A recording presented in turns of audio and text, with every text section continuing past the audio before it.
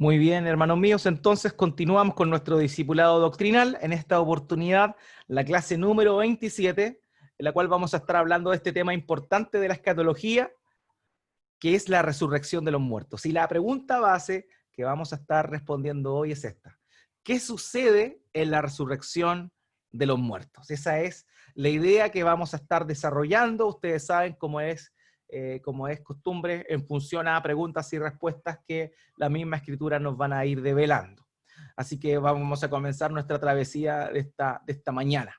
La primera pregunta que vamos a estar revisando es esta: ¿cuándo termina el estado intermedio? Recordemos, la semana pasada hablamos del estado intermedio, tiempo comprendido entre la muerte de una persona y la resurrección de una persona, ¿ya? Entonces, eso es el estado intermedio. Por tanto, como ya lo hemos mencionado, el estado intermedio, el infierno o Hades para los perdidos y el paraíso para los santificados, no son lugares definitivos, sino que provisorios, mientras se espera este evento maravilloso para nosotros llamado la resurrección de los muertos. O sea, ¿cuándo termina el estado intermedio? En el momento, en el evento de la resurrección de los muertos. Esa es la respuesta concisa a esta interrogante. Ahora bien, de este evento de la resurrección de los muertos se habla tanto en el Antiguo Testamento como en el Nuevo Testamento, y eso justamente es lo que vamos a estar mostrando en los pasajes que siguen a continuación. Por ejemplo, un pasaje que ya mencionamos la semana pasada, en el Salmo 49, versículo 15, se habla de la esperanza del salmista. Él decía: pero Dios redimirá mi alma del poder del Seol, pues Él me recibirá. Aquí implícitamente estamos hablando también de la idea de la resurrección. Él va a redimir mi alma del poder del Seol. El Seol muchas veces entendimos nosotros que correspondía al lugar genérico en el cual iban los muertos. En el Antiguo Testamento todos los muertos iban a un lugar llamado Seol, en el cual habían dos compartimentos, de acuerdo a lo que expresamos la semana pasada y explicamos la semana pasada. Entonces la esperanza del salmista era que llegaría un momento en el cual la muerte no tendría poder sobre él, y de esa forma él lo expresa en el Salmo 49, 15. Por otro lado, el Salmo 73, versos 24 al 25, se muestra una idea bastante similar. Dice: con tu consejo me guiarás y después me recibirás en gloria. ¿A quién tengo yo en los cielos sino a ti? Y fuera de ti nada deseo en la tierra. Tú me guiarás, después me recibirás en gloria. Haciendo alusión a la esperanza que el salmista tenía en este evento maravilloso que es la resurrección de los muertos. Isaías capítulo 29, versículo 19, se muestra más explícitamente esta idea de la resurrección. Y lo dice y utiliza palabras totalmente literales. Dice Isaías 26, 19, tus muertos vivirán, sus cadáveres se levantarán, moradores del polvo, despierten y den gritos de júbilo, porque tu rocío es como el rocío del alba, y la tierra dará a luz a los espíritus. Entonces, vemos acá ya la idea más definida en el libro de los Salmos, ¿cierto? Era un poco más, se infería la idea de una esperanza de resurrección, pero ya en este capítulo 26 de Isaías se nos muestra de una manera clara cómo existe una resurrección corporal, física, que es algo también que vamos a estar hablando posteriormente. Mateo capítulo 22, versículos 23 al 28, en el contexto de una pregunta que se le hizo al Señor Jesucristo con respecto precisamente a la resurrección. El pensamiento judío, el pensamiento religioso judío, estaba permeado por la idea de la resurrección. Entonces, ¿qué pasó? Había una secta en ese tiempo dentro del judaísmo llamada los saduceos, que básicamente estaba compuesta por toda la alta alcurnia sacerdotal del judaísmo. Y ellos creían en la resurrección, pero ellos no creían en la resurrección. Entonces cuestionaban la enseñanza del fariseísmo y también la enseñanza que nuestro Señor Jesucristo entendía en función de la resurrección. Entonces ese día se acercaron a Jesús algunos saduceos, los que dicen que no hay resurrección, y le dijeron: Maestro, Moisés dijo, si alguien muere sin tener hijos, su hermano, como pariente más cercano, se casará con su mujer y levantará descendencia a su hermano. Ahora bien, había entre nosotros 7 hermanos. El primero se casó y murió, pero no teniendo descendencia, le dejó la mujer a su hermano. De igual manera, también el segundo y el tercero hasta el séptimo. Y después de todos, murió la mujer, por tanto, en la resurrección. ¿De cuál de los 7 será la mujer? Porque todos ellos la tuvieron. Entonces, fíjese aquí, la pregunta capciosa, como ellos, los saduceos, no creían en la resurrección, tratan de poner en jaque al Señor Jesucristo con esta aplicación de una ley conocida en el Antiguo Testamento llamada la ley del levirato, que correspondía a que si una persona, un hombre, moría sin tener descendencia con su esposa y éste tenía un hermano, su hermano debía tomar por esposa a la viuda de su hermano y tener hijos con ella, y ese hijo que tuviera le iba a ser considerado a el hermano que murió como descendencia. Esa era lo que se conocía como la ley del levirato. Entonces, estos saduceos que no creían en la resurrección tratan de poner en jaque a nuestro Señor, pero Él responde majestuosamente en los versículos 29 al 32 y les habla de la resurrección de los muertos y elementos de la resurrección de los muertos que vamos a mencionar de una manera muy sencilla en estos momentos. Mateo 22, del verso 29 al 32. Pero Jesús les respondió: están equivocados por no comprender las Escrituras ni el poder de Dios. Porque en la resurrección ni se casan ni son dados en matrimonio, sino que son como los ángeles de Dios. Y en cuanto a la resurrección de los muertos, ¿lo han leído lo que les fue dicho por Dios cuando dijo: yo soy el Dios de Abraham y el Dios de Isaac y el Dios de Jacob? Él no es Dios de muertos, sino de vivos. O sea, lo que podemos rescatar aquí es que evidentemente esta declaración de la resurrección de nuestro Señor correspondería a la respuesta de la interrogante que los saduceos le hicieron, pero ahí hay elementos importantes que nosotros podemos comprender. Por ejemplo, que en la resurrección de los muertos ya no va a existir el matrimonio como nosotros lo conocemos el día de hoy.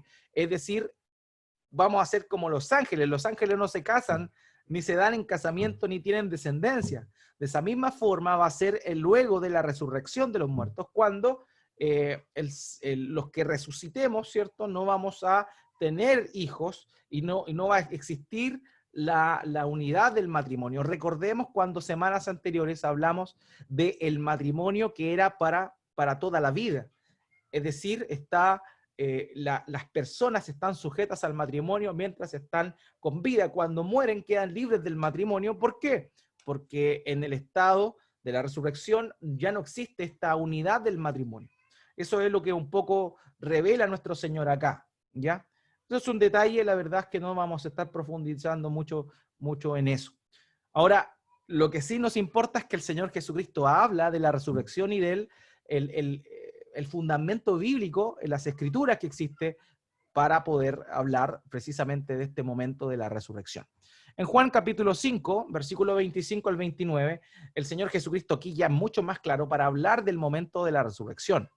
Él dice: en verdad les digo que viene la hora, y ahora es, cuando los muertos, fíjense aquí hay algo importante.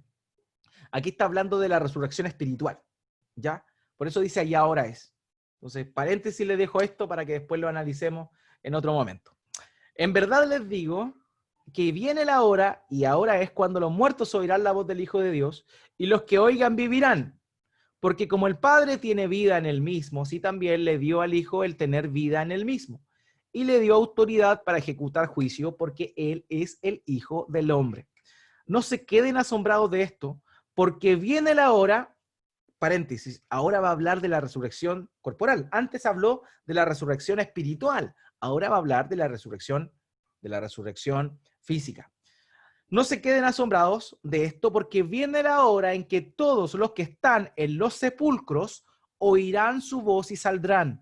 Los que hicieron lo bueno a resurrección de vida, y los que practicaron lo malo a resurrección de juicio. Entonces aquí el Señor nuevamente nos muestra la idea de la resurrección. También, como el Señor Jesús lo enseñó claramente a sus discípulos, cuando Lázaro muere, el amigo de nuestro Señor, él, recordemos que se demora unos cuantos días en llegar al lugar, y cuando llega ese momento, se encuentra con una hermana de Lázaro, Marta, y él, obviamente, le dice que estén tranquilas. Entonces Marta le contesta lo siguiente: yo sé que resucitará en la resurrección en el día final. O sea, la enseñanza de nuestro Señor Jesucristo, del Evangelio, de la buena noticia, del reino de los cielos, estaba implícita la idea de la resurrección en el día final. Entonces Jesús le contestó: yo soy la resurrección y la vida. El que cree en mí, aunque muera, vivirá. O sea, esto es importante porque en la predicación del Señor, y vamos a ver más adelante también algo bien importante, que el tema de la resurrección de los muertos es fundamental para la predicación del Evangelio. Y eso es increíble. Y yo, cuando estaba estudiando esto, me asombré porque no lo había visto desde esa perspectiva. Con los varones llevábamos varios meses, casi un año, hablando de evangelismo, de cómo se predica el Evangelio, de cuál es el contenido del Evangelio, pero me asombré cuando noté esto, que no lo había palpado con toda su esencia, que gran parte del contenido de la predicación del Evangelio precisamente tiene que tratar del tema de la resurrección de los muertos, porque así era la predicación del Señor Jesucristo, y también así era la predicación de los apóstoles, y es lo que vamos a estar viendo también ahora. O sea, en este pasaje, Marta está recordando lo que nuestro Señor le había enseñado, de que llegaría un momento en el cual Él iba a resucitar en el día final. Pero el Señor le está hablando de ese momento. Entonces recordemos que aquí Lázaro resucita físicamente. Esta resurrección de Lázaro no es la resurrección definitiva, sino una resurrección de darle vida nuevamente, de que su alma nuevamente volvió a su cuerpo para poder permanecer en esta vida, probablemente sin haber llegado al paraíso, al estado eterno. O sea, al estado intermedio. Entonces esa es la idea básicamente de lo que vemos aquí en este contexto. También en Primera de Tesalonicenses 4:13 al 14, el apóstol Pablo le dice a los hermanos en Tesalónica, recordemos el contexto, ya nosotros hicimos una serie de sermones con respecto a Primera de Tesalonicenses, y en ella hablamos claramente que uno de los grandes problemas que tenían los hermanos en Tesalónica era el desánimo, porque ellos estaban recibiendo persecución y muchos de ellos ya habían muerto a causa de la persecución. Entonces ellos estaban entristeciendo y tenían dolor en su corazón por el hecho de no poder volver a ver a sus hermanos. Entonces Pablo, al enterarse de esto, les escribe en su primera epístola y les da esta certeza. Note bien lo que dice: pero no queremos, hermanos, que ignoren acerca de los que duermen.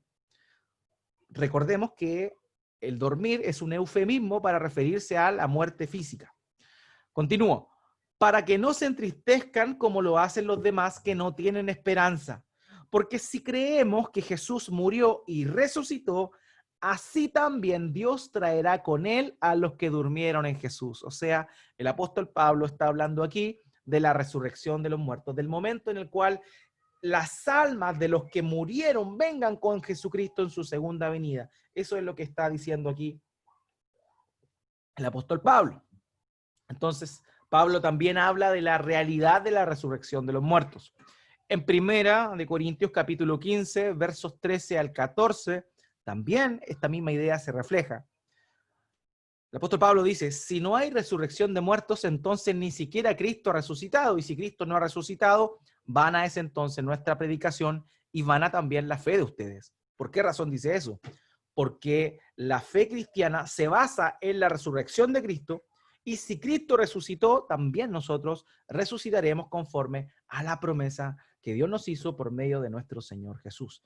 De manera que el evento de la resurrección de los muertos es un evento que aparece en las Escrituras. Va a haber una resurrección física en un tiempo determinado que vamos a estar hablando. Aquí en Hechos capítulo 4, versículo 2, ya el Señor Jesucristo ascendió, la iglesia fue revestida de poder por medio del Espíritu Santo, y ellos comenzaron a predicar, comenzaron a proclamar. Entonces, ¿qué es lo que pasaba? Pasaba que los apóstoles predicaban del Señor Jesucristo, y los discípulos, los apóstoles discípulos predicaban del Señor, y estos hombres, los mismos que mataron a nuestro Señor, estaban Estaban muy preocupados por lo que ellos estaban enseñando. Y note aquí, y aquí era lo que yo les comentaba hace un rato, aquí aparece lo que yo les comentaba, que la predicación apostólica estaba, un punto importante de su predicación estaba basado precisamente en la doctrina de la resurrección de los muertos. Es más, el autor de Hebreos denomina la doctrina de la resurrección de los muertos como una doctrina elemental y básica de la fe cristiana. Por tanto, lo que estamos hablando es algo importantísimo para nosotros y para que lo consideremos de una manera correcta. Entonces, Hechos 4:12 dice, indignados porque enseñaban al pueblo y anunciaban en Jesús la resurrección de entre los muertos. Entonces, esa era parte importante de la predicación. En Hechos 17:18 dice lo siguiente, con respecto a Pablo. También discutían con él algunos de los filósofos epicúreos y estoicos, y algunos decían, ¿qué quiere decir este palabrero? Parece ser un predicador de divinidades extrañas, decían otros, porque les predicaba a Jesús y la resurrección. Aquí el apóstol Pablo está en Atenas, el contexto de su predicación y su viaje a la ciudad de Atenas, una ciudad donde proliferaban el pensamiento filosófico, y dentro de esa, él tuvo la oportunidad de hablar en el Areópago y enseñaba y predicaba acerca de la resurrección, un punto importante de la proclamación del Evangelio. En Hechos capítulo 23, versículo 6, aquí Pablo se presenta ante ellos, ante los principales de la ciudad, cuando fue tomado preso. Y dice lo siguiente, entonces Pablo, dándose cuenta que una parte eran saduceos y otras fariseos, alzó la voz en el concilio, hermanos, yo soy fariseo, hijo de fariseos, y se me juzga a causa de la esperanza de la resurrección de los muertos. Entonces Pablo aquí se aprovecha un poco de la tensión doctrinal que existía entre los fariseos y los saduceos, que correspondían a la élite judía, y él saca a colación esta esperanza que él tenía en la resurrección de los muertos. Entonces era un tema importante dentro de esta predicación. Por eso mismo, en Hechos 24:15, dice lo siguiente cuando él está hablando de su fe. Dice, teniendo la misma esperanza en Dios, que estos también abrigan de que ciertamente habrá una resurrección tanto de los justos como de los impíos. Entonces Pablo nuevamente habla aquí de esta idea de la resurrección. El escritor de Hebreos, en Hebreos capítulo 6, versículo 1 al 2, se refiere a esto, como les comentaba hace un rato, esta doctrina importante de la resurrección de los muertos como algo elemental. Dice, por tanto, dejando las enseñanzas elementales acerca de Cristo, avancemos hacia la madurez, no echando otra vez el fundamento del arrepentimiento de obras muertas y de la fe en Dios, de la enseñanza sobre lavamientos, de la imposición de manos, de la resurrección de los muertos y del juicio eterno. Es decir, el escritor de Hebreos quería ahora comenzar a partir del capítulo 7 a hablar de cosas más profundas. ¿Por qué?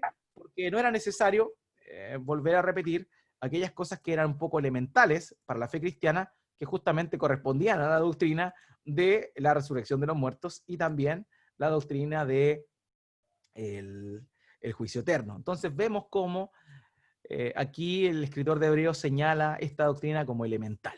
Entonces vemos aquí la respuesta de la primera pregunta. ¿Cuándo termina el estado intermedio? La Biblia es clara, tanto en el Antiguo Testamento como en el Nuevo Testamento, de afirmar que el estado intermedio concluye cuando venga la resurrección de los muertos. ¿Ok?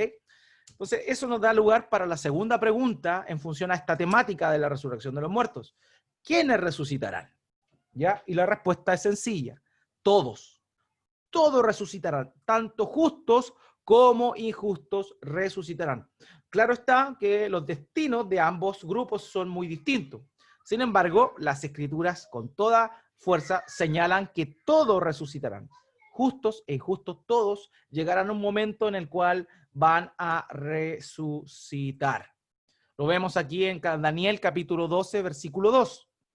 Aquí en el libro de Daniel dice, y muchos de los que duermen en el polvo de la tierra despertarán, unos para la vida eterna y otros para la ignominia, para el desprecio eterno. ¿Ya?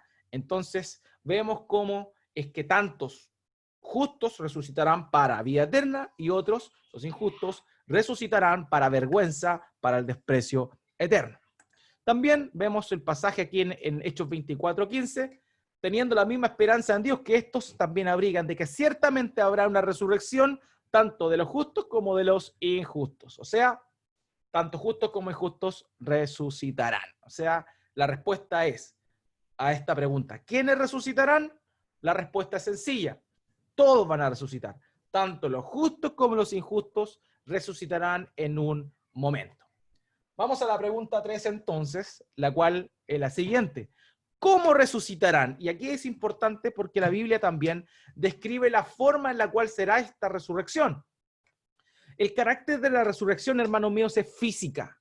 O sea, recordemos que cuando llega el momento de la muerte, la parte física del ser humano llega al sepulcro y comienza su proceso de corrupción, como lo llama la Escritura, o descomposición. Mientras que el alma, en el caso de un creyente, va a la presencia del Señor, mientras que en el caso de un incrédulo va al Seol, al Hades o al lugar de los muertos. Entonces, ¿qué pasa? Eso es lo que sucede, pero la resurrección va a ser física, es decir, nuevamente, tanto justos como injustos van a tener un cuerpo físico. Y eso es importante. ¿Por qué? Porque el estado eterno no es espiritual como lo es el estado intermedio. El estado intermedio, el alma de los justos van a la presencia del Señor y el alma de los injustos van al Seol o al infierno o en la Hades, utiliza el término que quiera.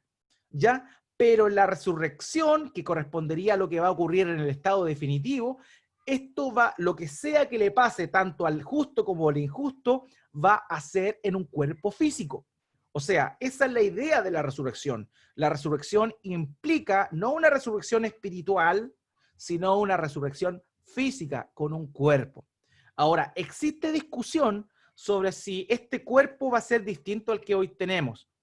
Pero dado el argumento bíblico, la materia prima de estos cuerpos resucitados será tomado de los cuerpos que tenemos hoy, ¿ya? Pero obviamente van a haber características diferentes. Y eso es lo que vamos a estar mencionando a continuación en función a los pasajes bíblicos que vamos a revisar. Note aquí este pasaje que ya los mencionamos, pero ahora vamos a ver el otro énfasis. Dice, no se queden asombrados de esto, porque viene la hora en que todos los que están en los sepulcros oirán su voz. ¿Se da cuenta? Los que están en los sepulcros. O sea, ¿y qué está en el sepulcro? El cuerpo físico. Por tanto, la resurrección de los muertos tiene la idea de una resurrección corporal física. ¿Ok? Esa es la idea. Y saldrán y los que hicieron lo bueno, resurrección de vida, y los que practicaron lo malo, resurrección de juicio. Perfecto. Entonces aquí vemos la realidad de que esta resurrección va a ser física. ¿Por qué? Porque justamente habla de salir del sepulcro. Y en 1 Corintios capítulo 15, versículo 35 al 38, ya aquí en esta parte, el capítulo 15 de 1 Corintios es bien especial porque el apóstol se dedica exclusivamente a hablar de esta temática y desarrollar profundamente la temática de la resurrección de los muertos. Y aquí habla y nos muestra y nos deja claro esta idea de que este cuerpo que hoy tenemos es la materia prima para el cuerpo glorificado que tendremos en el momento de la resurrección de los muertos. Obviamente, en el transcurso de la historia, hay hermanos que han muerto, y ahí es donde algunos hacen la pregunta capciosa tal vez. ¿Y qué pasa con los hermanos que fueron quemados por ser cristianos? O aquellos que fueron destrozados por los leones, ¿cómo van a resucitar? Porque se supone que es el mismo cuerpo. Lo que la Biblia dice es que este cuerpo es la materia prima del cuerpo glorificado. O sea, a partir de este cuerpo que evidentemente va a estar descompuesto en el momento de la resurrección, si es que morimos antes que el Señor Jesucristo regrese, lo que va a suceder es que este cuerpo será la materia prima para el cuerpo definitivo resucitado. Y eso es lo que el apóstol Pablo plantea aquí, haciendo una alusión, una analogía, un ejemplo. Toma, por ejemplo, el grano de trigo y el fruto del grano de trigo. Y eso vamos a verlo bien ahora. Dice, pero alguien dirá, ¿cómo resucitan los muertos? ¿Y con qué clase de cuerpo vienen? Necio. Lo que tú siembras, note estas palabras, siembra, no llega a tener vida si antes no muere. Y lo que siembras no siembras el cuerpo que nacerá, sino un grano desnudo, quizás de trigo o de alguna otra especie. Pero Dios le da un cuerpo como Él quiso y a cada semilla su propio cuerpo. En palabras sencillas, el apóstol Pablo está diciendo que de la misma manera que uno pone una semilla, la planta en la tierra, esta germina y se transforma en una planta distinta a lo que fue germinado originalmente, va a ser la resurrección de los muertos. Es decir, en este caso, nuestro cuerpo que tenemos hoy va a ser la semilla que luego de haber muerto germinará en este nuevo cuerpo glorificado. Por tanto, este cuerpo glorificado no va a ser un cuerpo espiritual, sino un cuerpo físico que va a venir como materia prima del cuerpo que ya tenemos, que evidentemente no va a tener la restricción del pecado ni la tendencia al pecado que hoy día tiene. Entonces, por eso el apóstol Pablo da esta analogía de la semilla. De la misma manera que la semilla es enterrada y luego brota una nueva planta, de la misma forma nuestro cuerpo como semilla es enterrado para a partir de ese cuerpo, de esa semilla, brotar un nuevo cuerpo glorificado en el momento de la resurrección de los muertos. Continúa el apóstol Pablo diciendo en el versículo 42 al 44, así es también la resurrección de los muertos. Se siembra, ¿se da cuenta? Lo que se siembra en una semilla. Se siembra un cuerpo corruptible, se resucita un cuerpo también físico, pero incorruptible. Se siembra en deshonra, se resucita en gloria. Se siembra en debilidad, se resucita en poder. Se siembra un cuerpo natural, se resucita un cuerpo espiritual. Si hay un cuerpo natural, hay también un cuerpo espiritual. Entonces esa es la idea. Obviamente aquí cuando hablamos de cuerpo espiritual nos estamos refiriendo a un cuerpo de espíritu, no, está hablando de un cuerpo físico, pero dentro de los contrastes que está haciendo el apóstol Pablo acá, la idea es contraria al cuerpo natural de pecado, al cuerpo natural que nosotros comprendemos hoy, vendrá un cuerpo nuevo, espiritual, ya no estando ligado al pecado. Continúa en el versículo 52 al 54. En un momento, en un abrir y cerrar de ojos a la trompeta final, pues la trompeta sonará y los muertos resucitarán incorruptibles. ¿Se da cuenta? Muertos resucitarán incorruptibles. O sea, lo que se sembró en corrupción será resucitado en incorrupción. Y nosotros seremos transformados, ahí hablando de aquellos que estén vivos, temática que vamos a ver la otra semana, Dios mediante. Porque es necesario que esto corruptible se vista de incorrupción, que esto mortal se vista de inmortalidad. ¿Se da cuenta? No dice que haya una nueva naturaleza sin corrupción y una nueva naturaleza inmortal, sino que dice, porque es necesario que esto corruptible se vista de incorrupción y esto mortal se vista de inmortalidad, dando a entender que la materia prima para el cuerpo final de la resurrección de los muertos es precisamente el cuerpo que tenemos hoy. Pero cuando esto corruptible se haya vestido de incorrupción y esto mortal se haya vestido de inmortalidad, es decir, en la resurrección de los muertos, entonces se cumplirá la palabra que está escrita, devorada ha sido la muerte en victoria. Por tanto, esa es la idea. ¿De qué forma va a ser esta resurrección?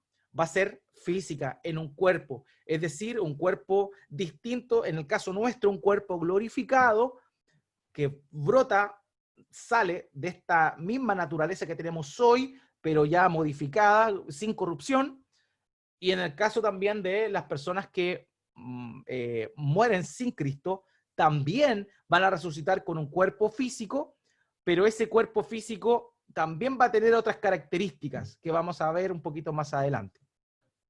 El Juan 5, 28, 29, no se queden asombrados de esto, porque viene la hora en que todos los que están en sepulcros oirán su voz y saldrán los que hicieron lo bueno a resurrección de vida. O sea, el tipo de resurrección es distinta, porque su cuerpo va a ser preparado para cosas distintas. El cuerpo de la resurrección de vida va a ser un cuerpo para estar vivo, mientras que el cuerpo de los que practicaron lo malo va a estar preparado para recibir juicio. Y eso es algo importante que vamos a continuar desarrollando. ¿Ya? Entonces, esa es la idea de lo que vamos a ver ahora en la tercera pregunta. La segunda parte, perdón, de esta pregunta. ¿Cómo resucitarán? El cuerpo de los justos será semejante al de Cristo en su resurrección, ¿ya?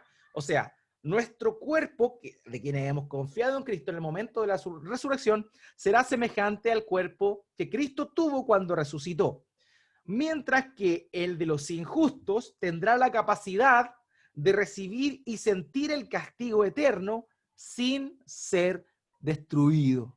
O sea, nuestro cuerpo va a ser como el del Señor Jesucristo luego de que Él resucitó, pero el cuerpo de aquellas personas que van a resucitar para juicio, para condenación, va a estar facultado para resistir el tormento y el castigo por los siglos de los siglos en el lago de fuego y azufre sin ser destruido.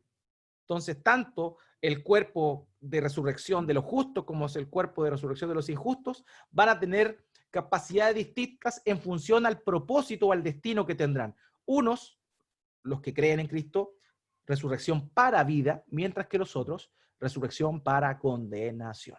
Entonces vamos a ver algunos pasajes que nos muestran esto. Primera de Juan capítulo 3, versículo 2. Amados, ahora somos hijos de Dios.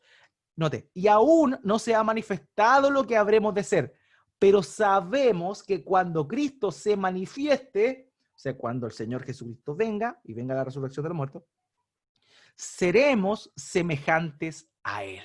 O sea, en nuestra resurrección vamos a ser semejantes a Él. Nuestro cuerpo será semejante al cuerpo que nuestro Señor Jesucristo tuvo y tiene al momento de la resurrección.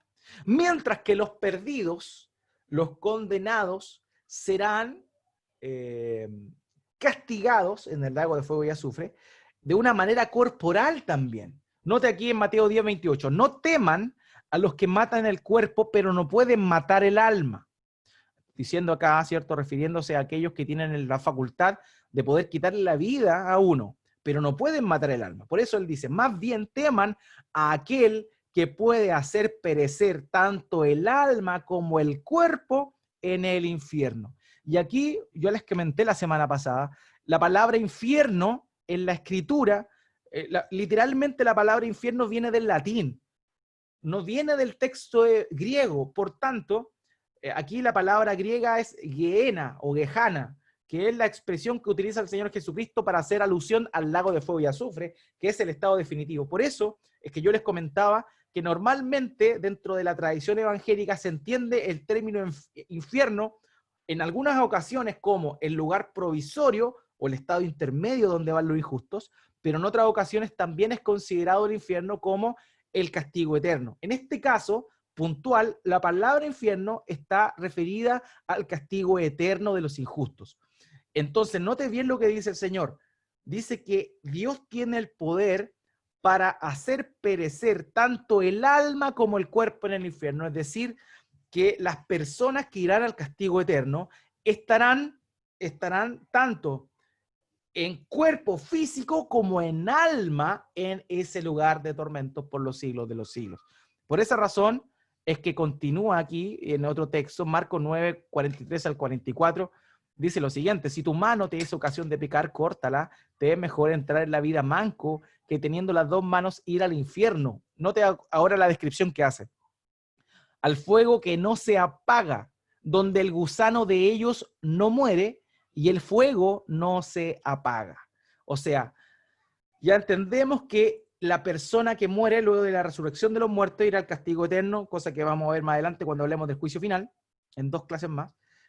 Pero por lo pronto ya se nos adelanta algo, dice donde el gusano de ellos no muere, es decir, en el lago de fuego y azufre van a haber gusanos. El Señor está utilizando figuras literarias, por esa razón utiliza esta hipérbole cuando dice si tu mano es de ocasión de pecar, córtala, pero habla de alguna forma manifestando el sufrimiento o lo que hacen los gusanos, figurativamente, para un cuerpo que se está descomponiendo en un sepulcro. Es decir, donde los gusanos se alimentan del cuerpo.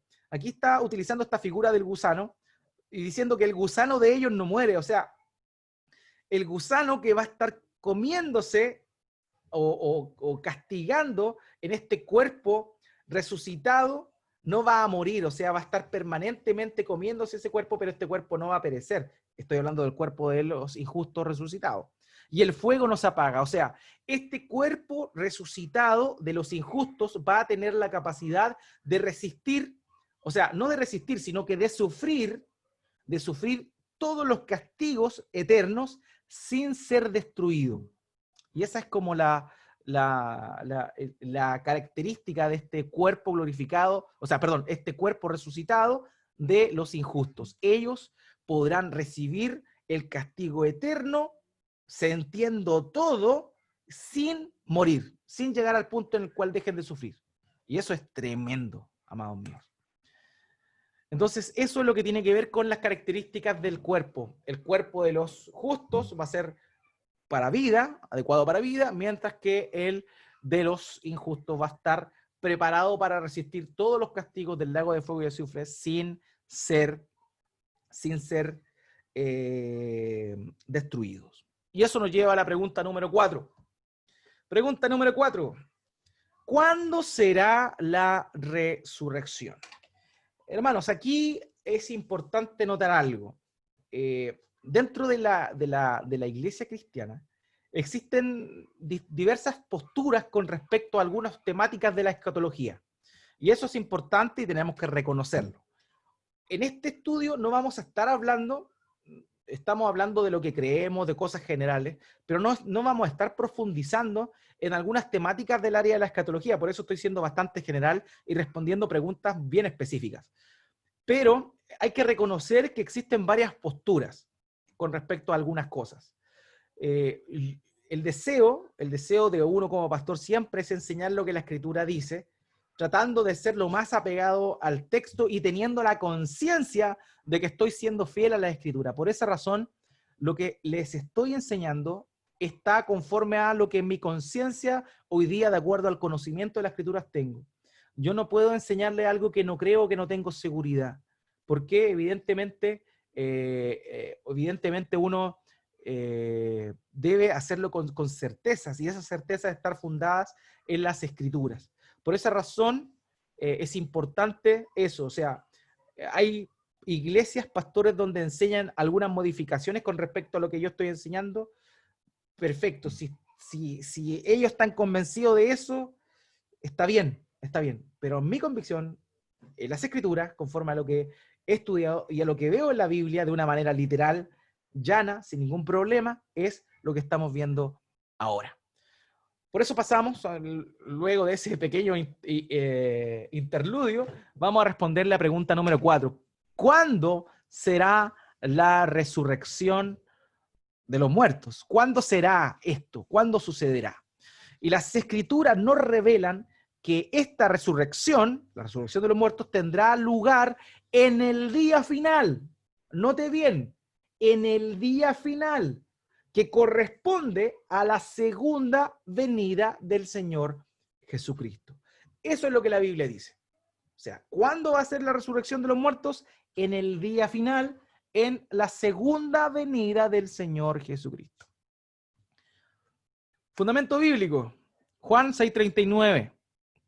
Juan 6:39. Y esta es la voluntad del que me envió, que todo lo que él me ha dado, yo no pierda nada, sino que lo resucite en el día final. ¿Se da cuenta? O sea, el Señor Jesús está diciendo que el Padre le dio, lo mandó con un propósito de que él no pierda nada, sino que resucite a este pueblo el día final.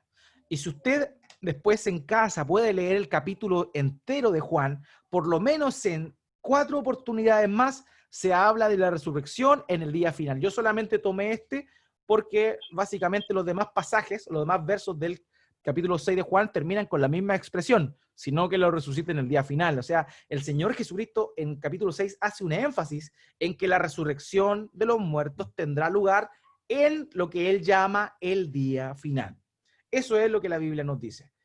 Aquí el Señor en Juan 6:39. En Juan 11:24, volvemos a tomar la respuesta de Marta, que venía evidentemente de una enseñanza que nuestro Señor Jesús hizo. Marta le contestó, yo sé que resucitará en la resurrección, en el día final. O sea, Marta corrobora o declara lo que el Señor Jesucristo ya había enseñado, que la resurrección de los muertos tendrá lugar en el día final. O sea, eso es lo que la Escritura nos dice. En Primera de Tesalonicenses, capítulo 4, versos 16 al 17, se nos dice que ese día final corresponde ¿a cuándo? Corresponde a la segunda venida del Señor Jesucristo. ¿Ok? O sea, ¿cuándo será el día final? Respuesta, el día final será en la segunda venida del Señor Jesucristo. Y así lo declara el apóstol Pablo. ¿Por qué? Uniendo lo que el Señor Jesucristo dijo, que la resurrección sería el día final, con la enseñanza de Pablo, nos queda en evidencia de que ambas cosas suceden en el mismo punto. O sea, el día final corresponde a la segunda venida del Señor Jesús. Primera de Tesalonicenses, capítulo 4, versos 16 al 17. Pues el Señor mismo descenderá del cielo con voz de mando, con voz de arcángel y con trompeta de Dios. ¿Cuándo? En la segunda venida. Y los muertos en Cristo se levantarán primero. Y aquí está hablando de la resurrección de los muertos. Entonces nosotros, los que estemos vivos y que permanezcamos, seremos arrebatados juntamente con ellos en las nubes al encuentro del Señor en el aire, y así estaremos con el Señor para siempre. Esta segunda parte, como les dije, la parte del arrebatamiento, Dios mediante la vamos a hablar el otro domingo, exclusivamente porque eso tiene que ver con los que estén vivos en el momento de la segunda venida de Cristo. Por eso no tiene que ver con la resurrección como propiamente tal como lo estamos hablando durante esta mañana. Por tanto, quedémonos con lo primero que dice Pablo. Pues el Señor mismo descenderá del cielo con voz de mando, con voz de arcángel y con la trompeta de Dios, y los muertos en Cristo se levantarán primero, haciendo alusión a la resurrección. Por tanto, el día final y la segunda venida de Cristo corresponden al mismo evento. ¿Ok? La segunda venida de Cristo y la resurrección de los muertos corresponden al mismo evento. Momento que sucederá ¿cuándo? Según lo que el Señor Jesucristo dijo, el día final. En Primera de Corintios, capítulo 15, versículo 52, nuevamente se repite la misma idea. Básicamente está diciendo incluso hasta las mismas palabras, pero en otra epístola del apóstol Pablo acá. Dice en Primera de Corintios, capítulo 15, versículo 52.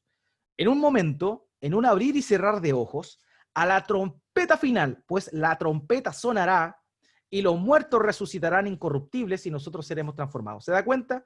Dice la trompeta final, pues la trompeta sonará y los muertos resucitarán incorruptibles y nosotros seremos transformados. Por tanto, podemos concluir, de acuerdo a lo que nuestro Señor Jesucristo declaró y lo que el apóstol Pablo, ¿cierto?, complementa en sus epístolas, que el día final, la segunda venida de Cristo y la resurrección de los muertos son un solo evento. ¿Ok? Resurrección de los muertos, segunda venida de Cristo, día final, son el mismo evento, de acuerdo a lo que el Señor Jesucristo y el apóstol Pablo nos enseñan. Ok, entonces llegamos a esta pregunta final. ¿Cuántas resurrecciones habrá entonces? Ya hablamos que la resurrección de judío, o sea, de justo e injusto, perfecto, pero ¿cuántas resurrecciones va a haber? Las escrituras, hermanos míos, señalan en 3 oportunidades que habrá solo una resurrección general, tanto de justos como de injustos. ¿Ok? Lo vuelvo a repetir. Las escrituras señalan en 3 oportunidades que habrá solo una resurrección general. Solo una resurrección general, tanto de justos como injustos. Y ahora vamos a tocar unos pasajes que ya mencionamos atrás, porque no hay pasajes nuevos para eso, son los mismos pasajes, pero que nos vamos a hacerle énfasis o el enfoque principalmente en esta realidad de que no hay varias resurrecciones de los muertos. Y entiéndase bien esto. Hay una sola resurrección general, tanto de justos como de injustos. Vamos primero a Daniel capítulo 12, versículo 2. Y muchos de los que duermen en el polvo de la tierra despertarán. Note bien, está hablando del mismo evento. Unos para vida eterna y otros para ignominia, para el desprecio eterno. O sea, es una resurrección en la cual resucitan tanto los justos como los injustos. Juan capítulo 5, 28 al 29, la misma idea.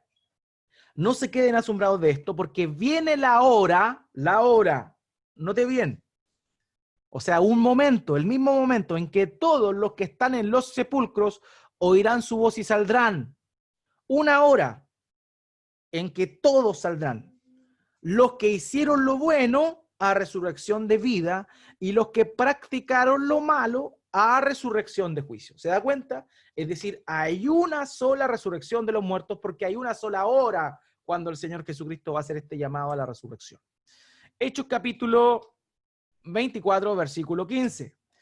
Teniendo la misma esperanza en Dios, que estos también abrigan de que ciertamente habrá una resurrección tanto de los justos como de los impíos. ¿Se da cuenta? Ciertamente habrá una resurrección tanto de los justos como de los impíos. Entonces, ¿qué sucede? Cuando el Señor Jesucristo venga, cuando el Señor Jesucristo venga, su segunda venida, ¿qué va a suceder? Primeramente, los muertos en Cristo resucitarán, ¿cierto? También, luego, digamos, en ese mismo momento, digamos, no instantáneamente todos juntos, sino que en la misma hora, por eso la idea de la hora igual es importante, en el mismo tiempo, los muertos en Cristo resucitarán, los que estén vivos en el momento serán transformados, que es lo que vamos a ver la próxima semana, y también vendrá obviamente el juicio de Dios y el juicio por medio de la venida del Señor Jesucristo y el juicio final. Pero para que el juicio final se lleve a cabo en la segunda venida de Cristo es necesario que ya los muertos hayan resucitado. Por esa razón es que existe una sola resurrección, un momento de resurrección. Unos resucitan en el estado de salvados y otros resucitan en el estado de condenados para dirigirse todos al juicio del gran día. Entonces esa es la idea, hermanos míos, de lo que hemos hablado hoy, solamente de lo que corresponde a la resurrección de los muertos, tanto de justos como de injustos. Estas son las preguntas que acabamos de responder en función a esta temática.